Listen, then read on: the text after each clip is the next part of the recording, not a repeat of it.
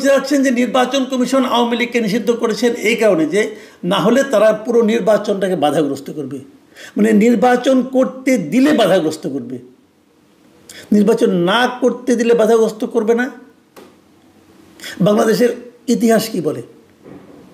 2014-তে আওয়ামী লীগের সেই নির্বাচনে, যে নির্বাচনে আমরা বলি যে অর্ধেক তারা বিনা ভোটেই নির্বাচিত হয়ে গিয়েছিল, সেই নির্বাচনে বিএনপি, জামাতে ইসলাম তারা নির্বাচনে অংশ নেয়নি।